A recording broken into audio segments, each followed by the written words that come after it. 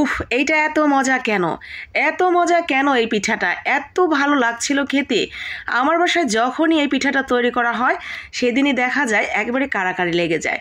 আমি আজকে একটু কমই বানিয়ে ফেলেছি, আপনারা বানাতে গেলে একটু বেশি করেই বানাবেন, নয়তো দেখা যাবে ভাগে মেলাতে পারবেন না। অসম্ভব মজার এই নারকেলি রসুই পিঠাটা। তো প্রথমেই আমরা পিঠার জন্য এইখানে প্যানে দিয়ে দিলাম অল্প একটু ঘি, আর দিয়ে দিলাম হাফ কাপ পরিমাণ সুজি। তো হাফ কাপ সুজি ঘির মধ্যে এভাবেই আমরা লো আঁচে একটু ভেজে নেব। এই ঘির সাথে প্রথম দিকে সুজিটা মিশে কিন্তু একটু দলা দলা হয়ে যাবে। এই দলাটা খুলতে ঠিক যতটুকু সময় লাগবে ততক্ষণ পর্যন্ত ভেজে নেব। এরপরে চায়ের কাপের 1.5 কাপ পরিমাণ আমি লিকুইড দুধ দিয়েছি এখানে।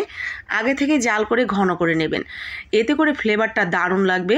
যত ঘন দুধ দিবেন এখানে আপনার পিঠাটা খেতে ততটাই বেশি মজার হবে। তো ঘন করে জাল করে আমি চায়ের কাপ মেপে 1.5 কাপ দুধ দিয়েছি এখানে। এরপরে সুন্দর করে এরকম করে সিদ্ধ করে নিয়েছি। এরপরে এখানে দিয়ে দিলাম হাফ কাপের থেকে কিছুটা কম নারকেল কোড়া। নারকেলের কোনো নির্দিষ্ট পরিমাণ নেই, যত গুড় তত মিষ্টি, বেশি দিলে বেশি ভালো লাগবে খেতে, তবে একেবারে কম হলে যে খেতে ভালো লাগবে না তা কিন্তু নয়। হাতের কাছে যতটুকু আছে সেটা দিয়েই চেষ্টা করবেন বানানোর জন্য। তবে এটা যেহেতু নারকেলের রসুই, তাই নারকেলের পরিমাণ একটু বেশি করেই দেওয়ার চেষ্টা করবেন। এরপরে ঠিক এইভাবে যখন শুকনো শুকনো হয়ে যাবে নামিয়ে ঠান্ডা করে নিয়ে একটা ডিম দিয়ে দিবেন। ডিমের পরিমাণ আপনাকে বুঝে দিতে হবে যে কতটুকু লাগবে, একেবারে বেশি লেতলেতা যাতে না হয়ে যায় ঠিক এইভাবে আপনাকে ডিমটা দিয়ে নিতে হবে। তো আমার হাফ কাপ সুজির জন্য একটা দেশি মুরগির ডিম কিন্তু একেবারে পারফেক্টভাবে হয়ে গেছে। ব্রয়লার মুরগির ডিম হলে হয়তো একটু বেশিই হতো, পুরোটা দেওয়া যেত না। এরপরে ডিমটা খুব সুন্দরভাবে আমরা একসাথে মিশিয়ে নিয়ে এইভাবে হাত দিয়ে চেপে চেপে একটু বড় করে নিয়েছি। আপনি চাইলে বেলন দিয়ে বেলেও নিতে পারেন। এরপরে পিঠাগুলো আমি একটা গ্লাসের সাহায্যে এইভাবে কেটে নিয়েছি গোল গোল করে। তো এভাবে আমি সবগুলো রেডি করে ফেলেছি। এত সহজ পিঠাটা বানানো, কিন্তু পিঠার টেস্ট মাশাল্লাহ, পিঠার টেস্ট নিয়ে কোনো কম্প্রোমাইজ নেই, এত ভালো ছিল খেতে। আর এই পিঠাটা আপনারা এই বছর শীতে একবার হলেও ট্রাই করবেন। আশা করি একবার যদি আপনি বানিয়ে খান এরপরে বারবার বানাতে চাইবেন। রাখতে পারেন অতিথি আপ্যায়নেও। নতুন মেহমান আসবে শুনেই চট করে বানিয়ে ফেলবেন, দেখবেন আপনার মেহমান খেয়ে আপনার প্রশংসায় বন্যা ভাসিয়ে দেবে। তো প্রথমেই কিন্তু আমরা শিরাটা তৈরি করে নিয়েছি।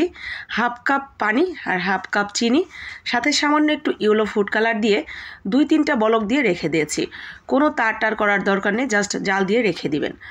এরপরে এখানে আমরা তেলের মধ্যে দিয়ে দিলাম সেই পিঠাগুলো। আর পিঠাগুলো একদম অল্প আছে এভাবে ভেজে নিতে হবে, সুন্দর করে লাল লাল করে। সবগুলো পিঠা আমি একই রকমভাবে ভেজে দিয়ে দিয়েছি শিরার মধ্যে। শিরার মধ্যে দিয়ে মিনিমাম 15 থেকে 20 মিনিট ঢেকে এভাবেই রেখে দিবেন।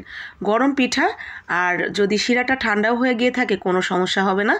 তো এভাবেই 15-20 মিনিট পরে পিঠাগুলো কিন্তু রস খেয়ে একেবারে টইটুম্বর হয়ে যাবে। মাশাল্লাহ, পিঠাগুলো দেখতে যতটা চমৎকার, খেতে তার থেকেও বেশি মজাদার। আমি জানি না আপনারা কতটুকু বুঝতে পারছেন এর টেস্ট সম্পর্কে। পুরোটা বুঝতে হলে আপনাকে অবশ্যই বাসায় তৈরি করতে হবে। আর আপনার মতো যাতে বাকি আপু ভাইয়ারাও এই পিঠার টেস্ট নিতে পারে তার জন্য কষ্ট করে একটা লাইক কমেন্ট করে শেয়ার করে দিবেন। আজকের মতো এখানেই। আসসালামু আলাইকুম, আল্লাহ হাফেজ।